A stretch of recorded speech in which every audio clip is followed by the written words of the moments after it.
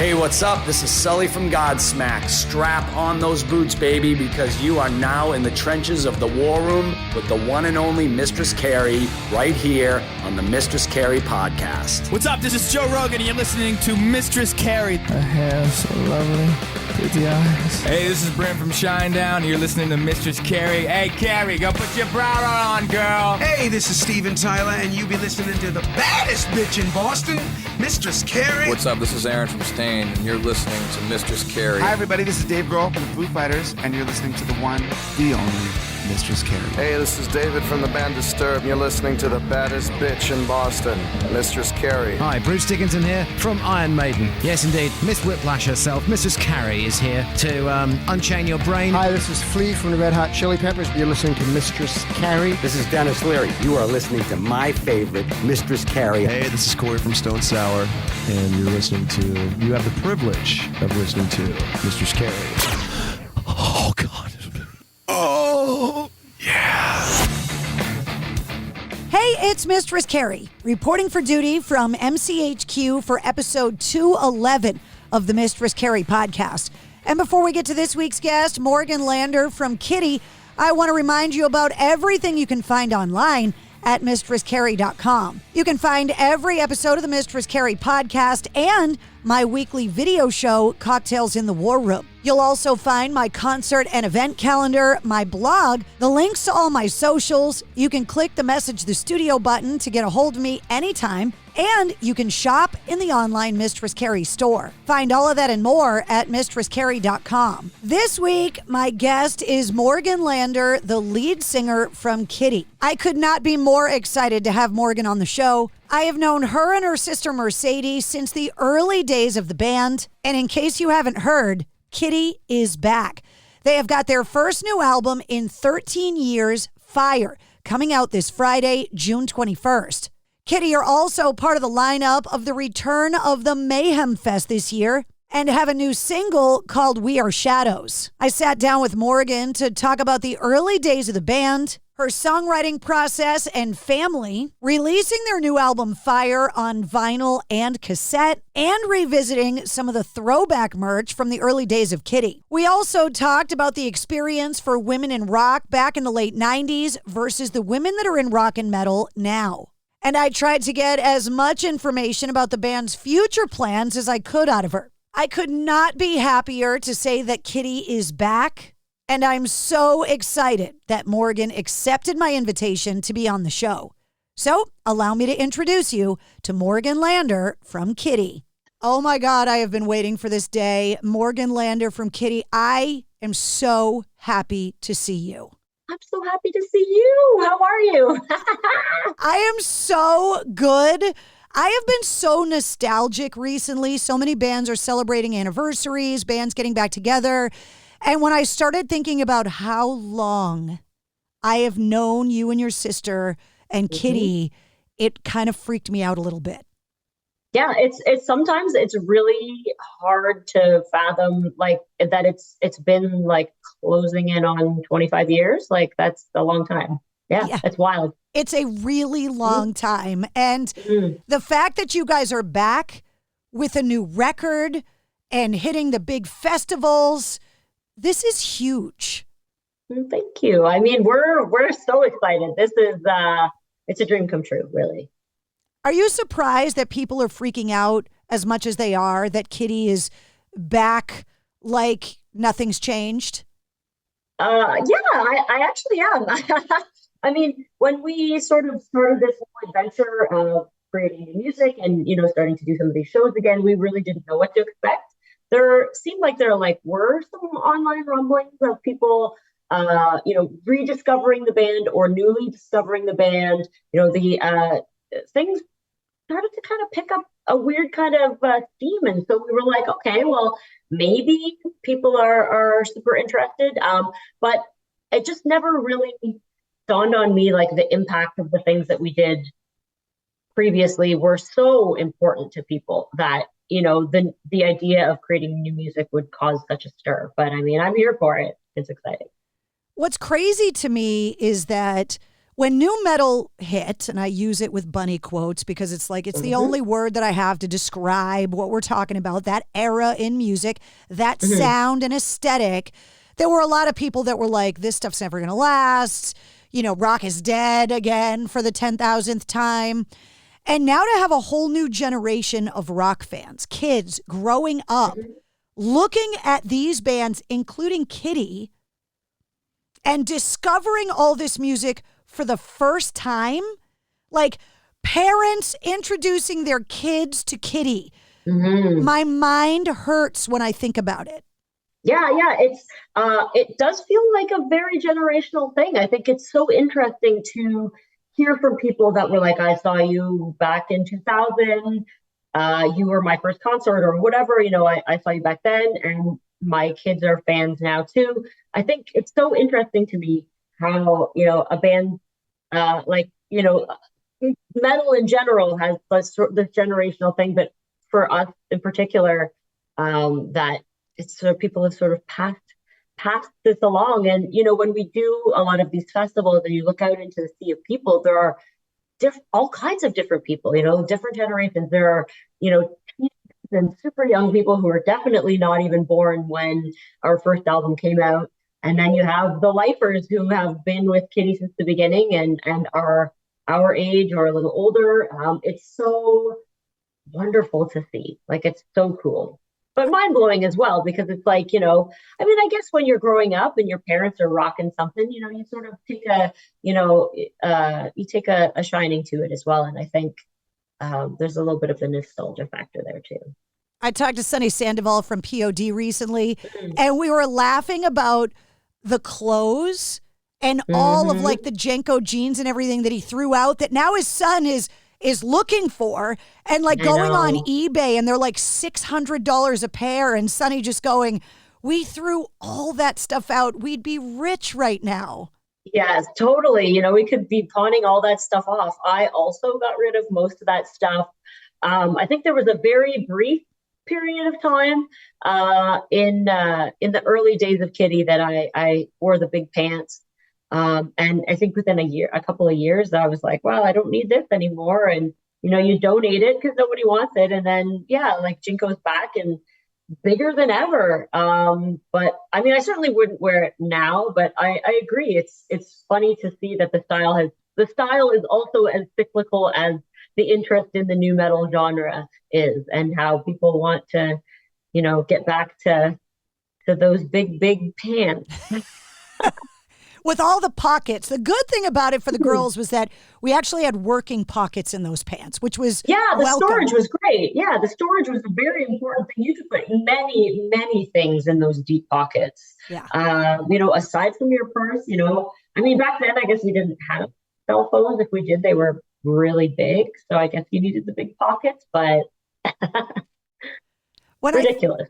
When I think about when I first met you guys, when Kittie was just getting going, and I remember the record guy coming into the radio station in Boston and playing us the song, and, you know, me playing Brackish like while it was still hot off the presses, and getting to know you guys. When I think back now of how young you guys were, on tour with Slipknot as this new band, I'm like, oh my God, we should have called the cops. Like, that's crazy. Yeah, I mean, you know, it's so interesting to me that people, it's almost like people have forgotten that. Like, you know, when we recorded Spit, I think I had just turned 17, you know what I mean? Like we were out on, my sister was 15, you know, and yeah, like there were a lot of, you know, a lot of interesting situations, and a lot of, it's so strange and interesting to look back on all of those times and be like, wow, you know, like we really were super young, and there was a lot of different attention put on us, you know, for being young. There was a lot of creepy stuff too, you know, like journalists and stuff like super sexualizing us, and we were underage, you know what I mean? People forget that. And somehow we have come out of it fairly normal, I would say. But some of those incidents and some of those things are certainly not lost on me. It's just it's just a hard thing to fathom, and a lot of people often forget that we were essentially just children. I mean, luckily for us, with the situation that we were in, my parents were out on tour with us, so we did have parental guidance, parental supervision, especially being that young, being put in all of these new situations. Like, I don't think it would be right for any parent to just send their kid off on tour and be like, okay, like, go have fun, and not expect something weird to happen. So we were definitely fortunate in that way that my parents were involved in making sure that we were not put into compromising situations, and just sort of looking out for all the girls in general to make sure that it was a good experience. Like, we definitely still had fun, and we were allowed to have fun and enjoy the experiences for what they were. It wasn't like a completely sheltered thing, but we definitely were shielded from the more menacing and creepy side of the industry and whatnot. Well, part of the reason why I bring it up is that a lot has changed. I started my radio career on the air in 98, so around the same era that we're talking about. And on the show, I have had in-depth conversations about what we're talking about with Amy Lee, Lilith Czar, Taylor Mumson, Lizzie Hale, Ash Costello, talking about the difference in rock and roll now when it comes to women and their place at the table versus when Kittie broke and I started my radio career. We're living in an alternate universe than when we started our collective careers. Absolutely.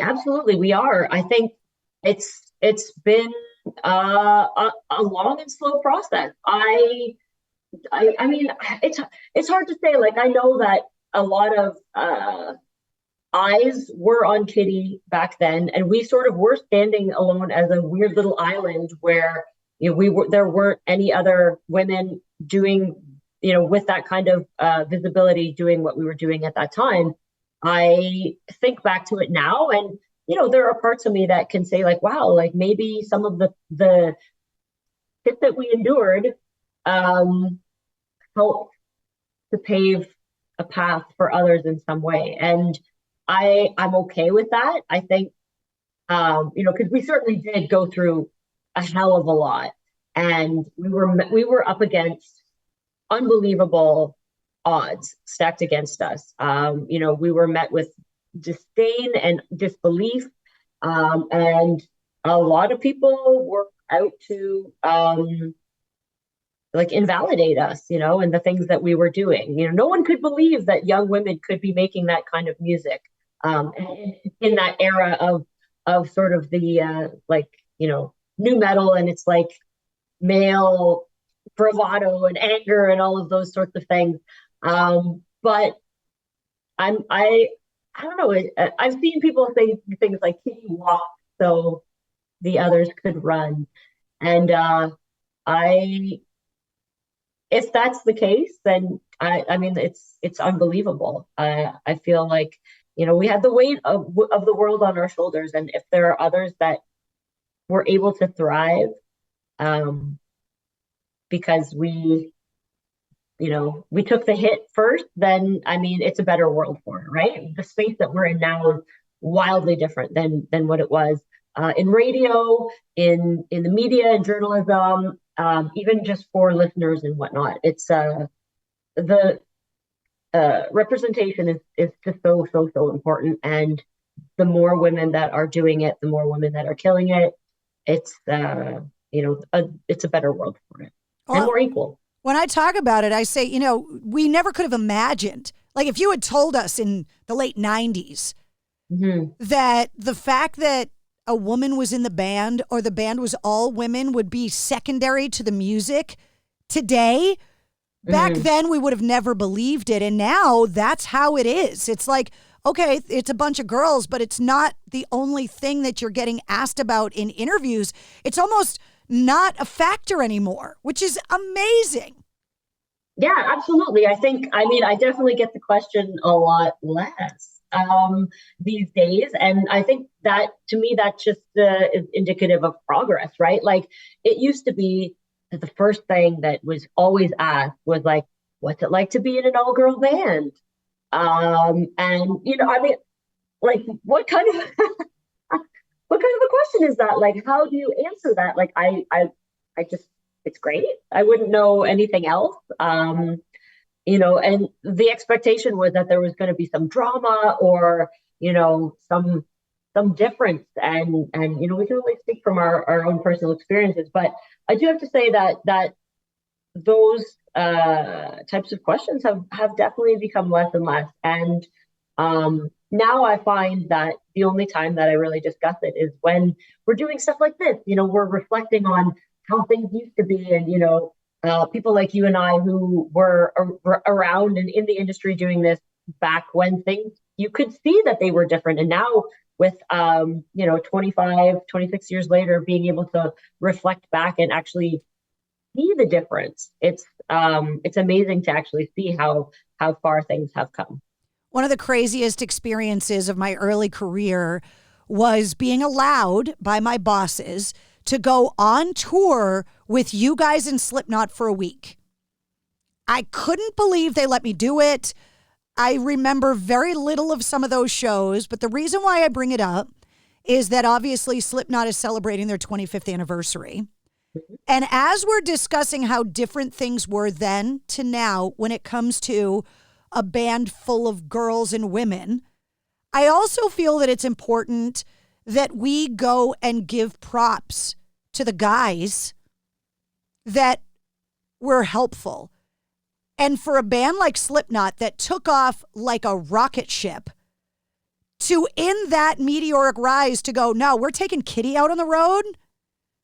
When a lot of other people were questioning your validity in the industry, I think it's important that we look back and go, that was pretty badass for the guys from Slipknot to do that.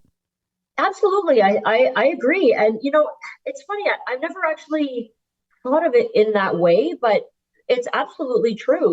There were a lot of bands that, I don't want to say that like wouldn't touch us or whatever, but it was a very brave and badass move to be like, we're going to take out, a very new, very young, all-female band to open up these shows. And like that tour that we did with them was like, it was early on in their career. Their first album had just come out, and it was like, you could feel the seething energy of what was about to explode. It was about to explode into. Like a lot of those shows that we played were, by Slipknot standards today, they were small venues, but they were filled to the brim with people, and it was a wild, wild time. But yeah, it was definitely a badass move to be supportive in that way and take out a band like us, where I think a lot of other bands would not.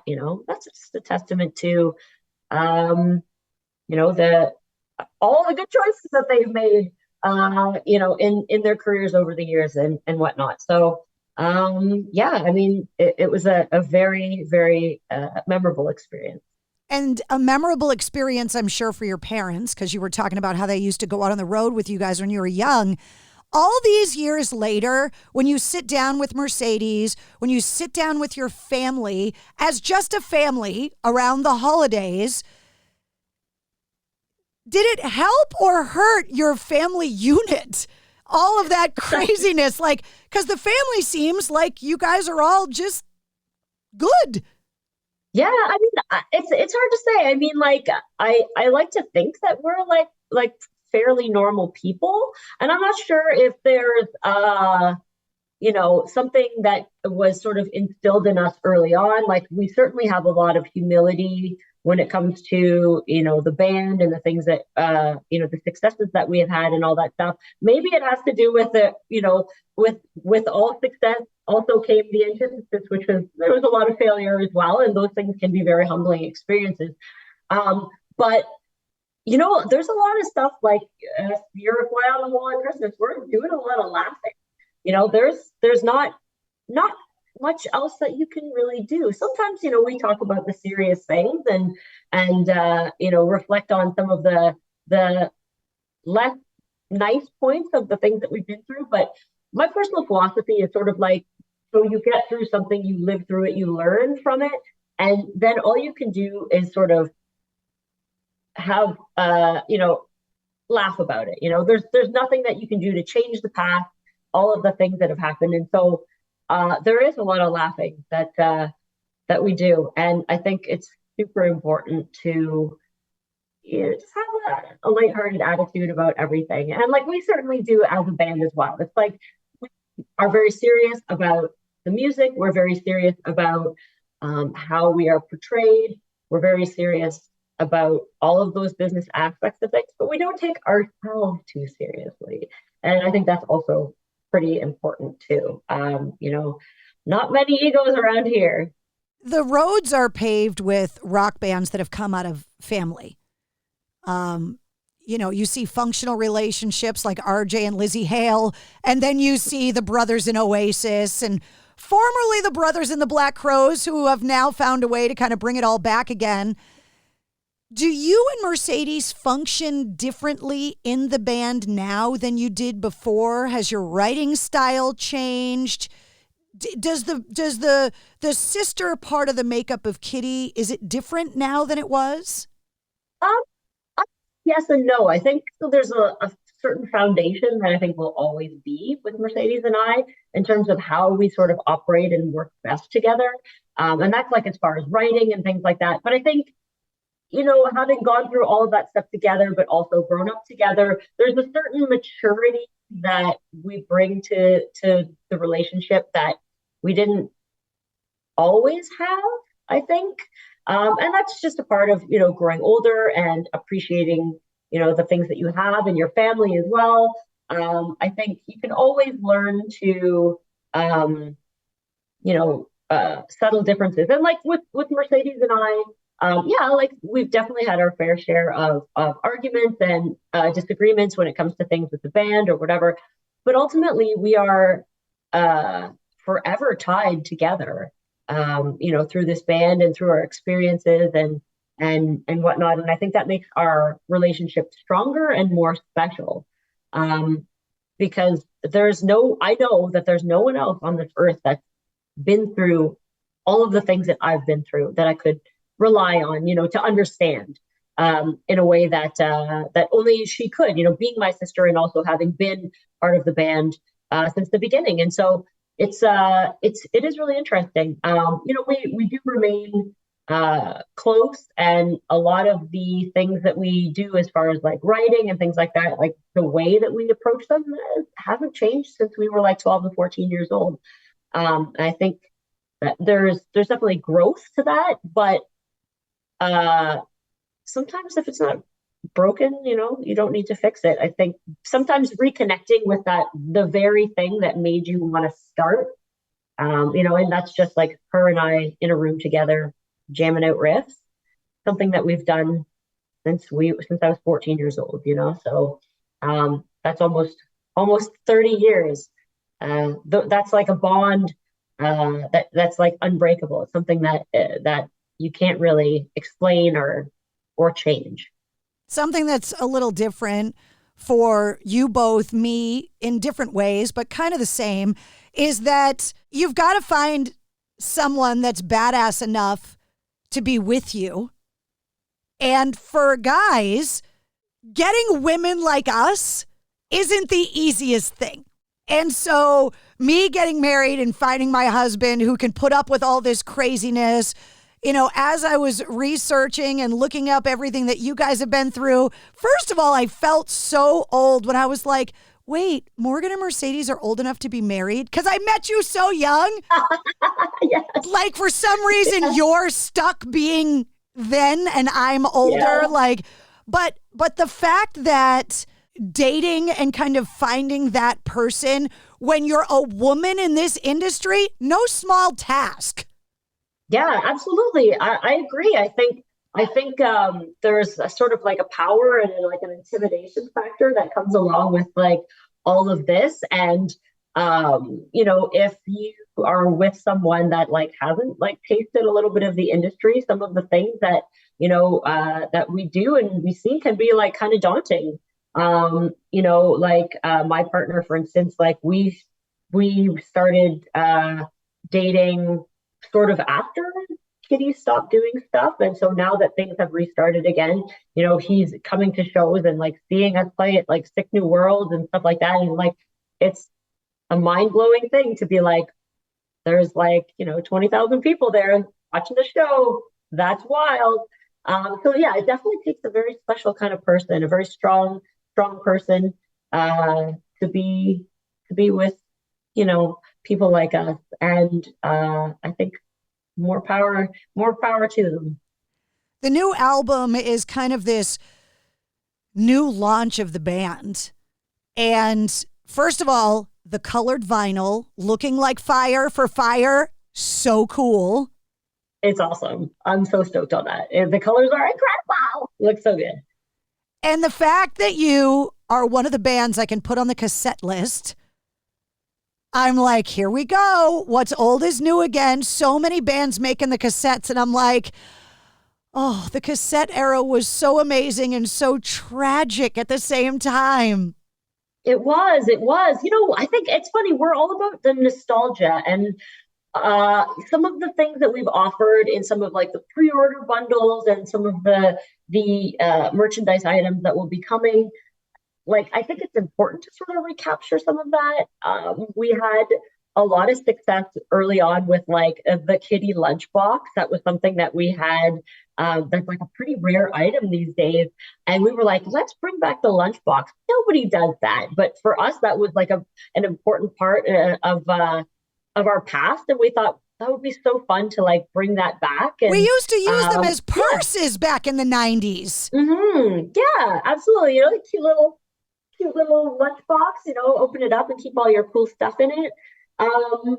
And the cassette thing as well, like it's like that it's like just the whole vibe. And I think because people consume music so intangibly these days, it's like things like that you buy and it's like a keepsake. Like I remember, you used to buy the album and you put the tape in and then side one was over and then you had to turn it and put it in side B.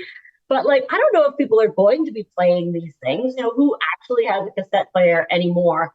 But it's something neat that you can put on the shelf and it looks cool. It's got a whole nostalgic vibe to it. Those are like important little sprinkles of the past to like acknowledge. Our first two albums came on tapes. Like in the late 90s and early 2000s, they still were making tapes. CDs were also a thing, and they were definitely the more popular of the item, but Spit and Oracle came on a tape. It's important to be like, you know what? I remember. Pepperidge Farm remembers. You guys have been a band for so long that I'm always curious because I am a collector of things, right? I love saving things and it can be a problem sometimes because you run out of space. But are there things from your career that you have saved for sentimental reasons that you're just like, oh my God, I'm so glad I still have that?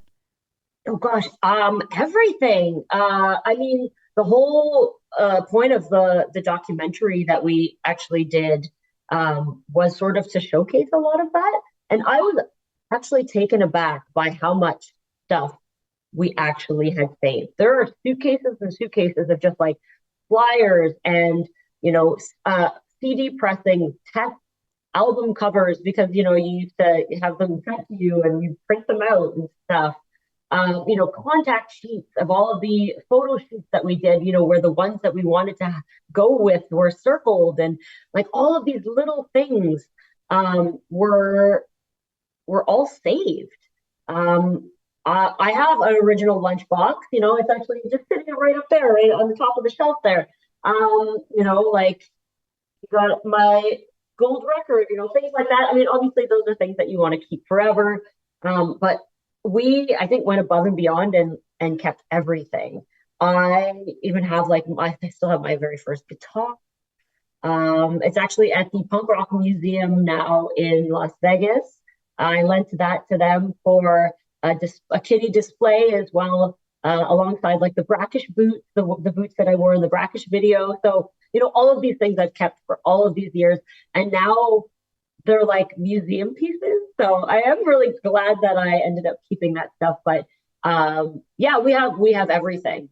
It's actually unbelievable. Bins and bins, all of the magazines that Kittie was in, especially in the early days, anything that we were mentioned on the cover, I have like 5 or 6 huge Tupperware bins just filled with the original tangible copies of every magazine you could think of.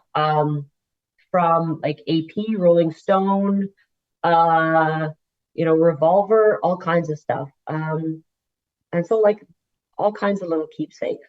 Definitely need a big storage space for that though.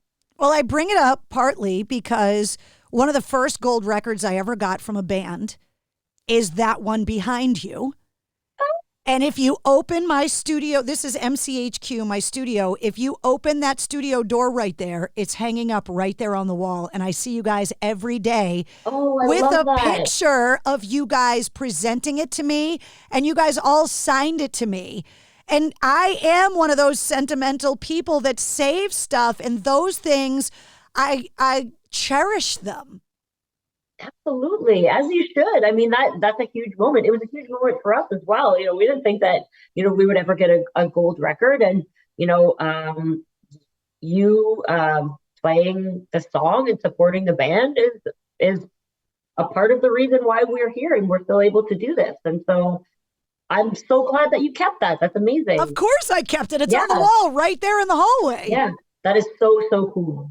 That's awesome. As you look forward, right, because we're getting all schmoopy and nostalgic about what used to be, but as you look forward, are there now new goals for Kittie? Are there new milestones? Or are you just white knuckling it and holding on because you never expected all these years later to be where you are right now? Well, I mean, I would say a little from each column. I don't really want to get my hopes up too much and set huge goals because I'm like, well, sometimes the demons of the past come back and get in your head or whatever. But I mean, the album is incredible. I'm so proud of it. I think so far the reaction has been great. And so I just want to be able to continue to do this. We're kind of just along for the ride. None of this was really planned at all. Just a few years ago, I never would have, had Kittie releasing a new album on my bingo card, but here we are. So I'm totally cool with just being let's see where it takes us.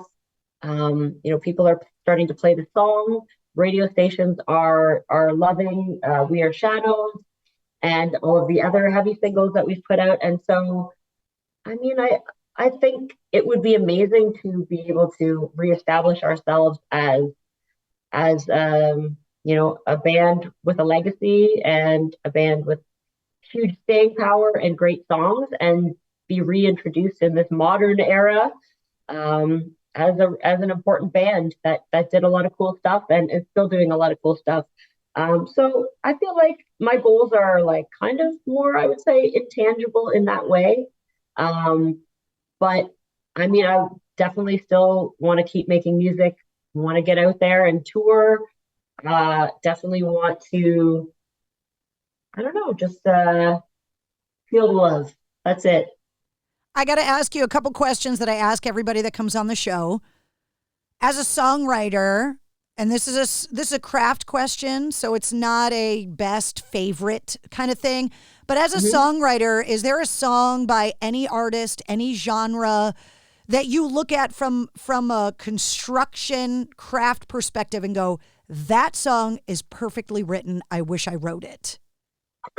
It's funny. I was actually thinking about something kind of similar recently, and the band Him always just wrote the best pop metal songs. What is it? Hold on, I'm gonna have to look it up. Razorblade from Razorblade Romance. There's one song that I'm just I wish I wrote it. But yeah, Him in general, incredible band. Always wrote the best songs. Like everything was so perfectly crafted. Let's see, is it Right Here in My Arms? Yeah, Razor Blade Kiss, those songs. Ugh, like I wish that I did that, but I didn't. As they make the follow-up to the Spinal Tap movie that's in production right now, every touring band has their Spinal Tap moment. You guys have spent so many years on the road. What's yours? Oh, this is tough. Because literally it's been many, many moments. Okay, so a couple pop into my mind right away. I don't know if this would be it's kind of a Spinal Tap moment. So the first one would be we were on tour in Texas, and we made a wrong turn into Mexico, so we had to cross the border. And then it was tough getting, turning around and then having to come back and explain what happened. That was really fun. Bus driver made a wrong turn into Mexico, so that's pretty silly. I guess just, didn't see the signs or whatever.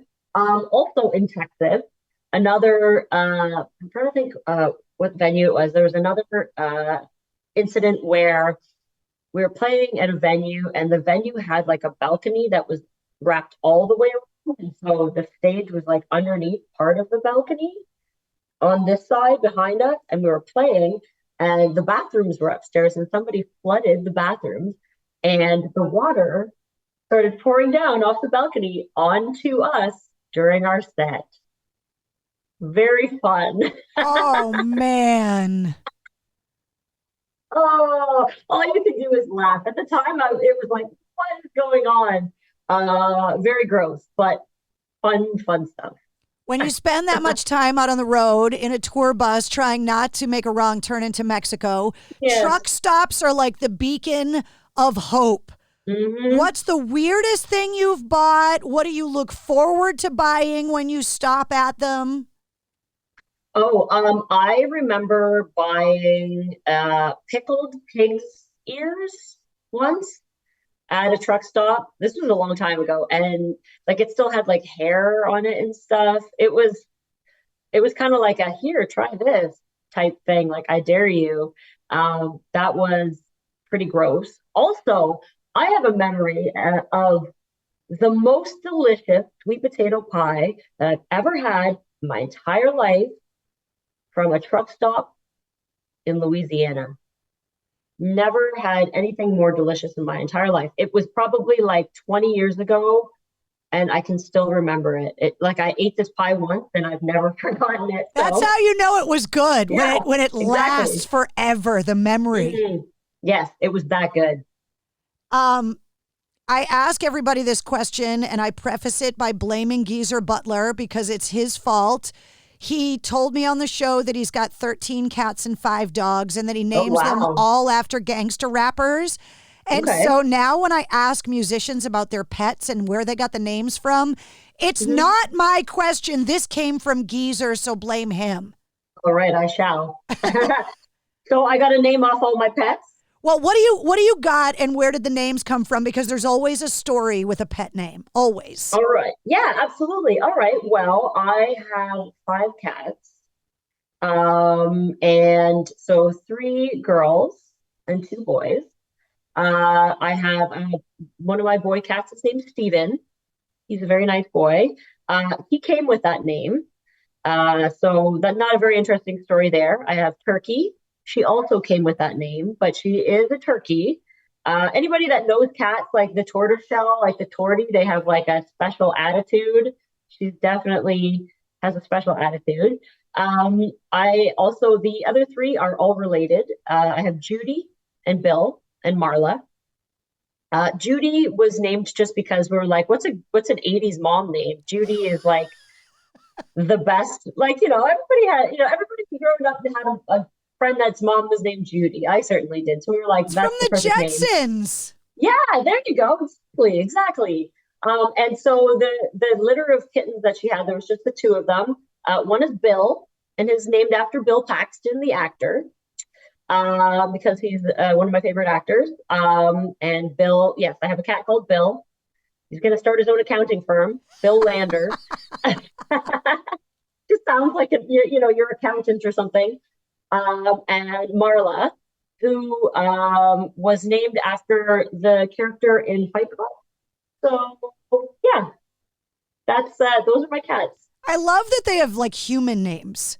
Yes, all of them. It's kind of funny, and like they're doing something bad, and you're like, Bill, what are you doing? Have you gotten to the point where you've created social media for them?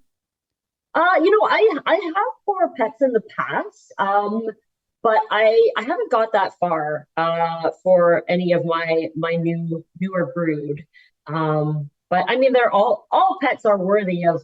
They're all Instagrammable. Everything that they do is ridiculous and silly and cute and the best thing ever. It's like when you have a pet, they're like your child. Everybody's like, "Oh, look at my kid! It's so cute." And other people are like, "I mean, it's a kid." Same thing with cats. Look how cute they are. You don't understand. They're so smart. Look at what they're doing. And everybody's like, yes, they're there.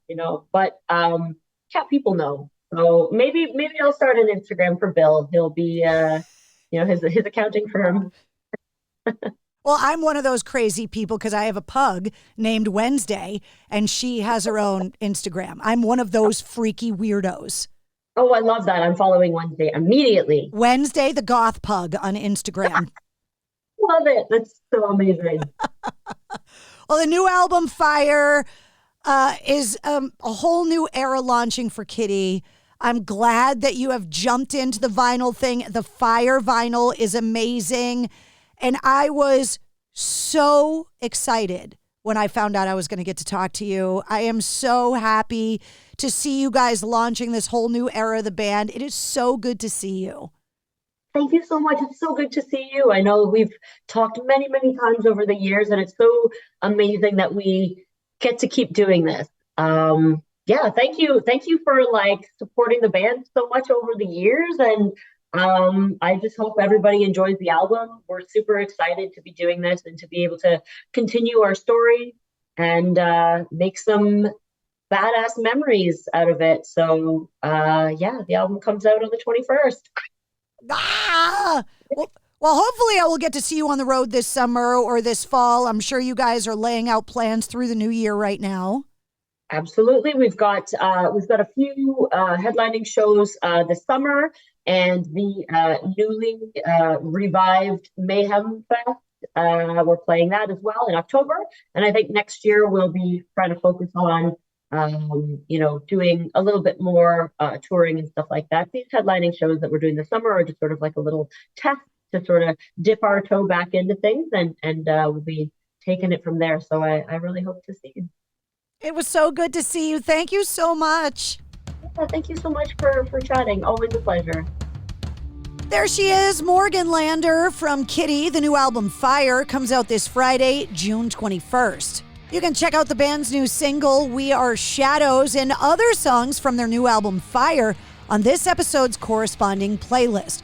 I make a playlist for every full-length episode of the Mistress Carrie podcast that features all of my guest music and all the artists and songs that we referenced in the interview. You'll find it linked in the show notes, along with all of Morgan's links, all of Kittie's links, and all the Mistress Carrie links too. If you liked what you heard, don't forget to like, follow, and subscribe to the Mistress Carrie podcast.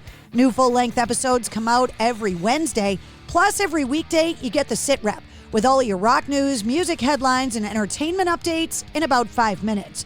And you never know when we're going to release a bonus episode. Join me live every Tuesday night at 8:30 Eastern for my weekly video show, Cocktails in the War Room, streaming on my official Facebook, Instagram, Twitch, Twitter, and YouTube channel. And you can always find me on the radio, including now from 10 to 3 every weekday on Charleston's Best Rock, 98 Rock.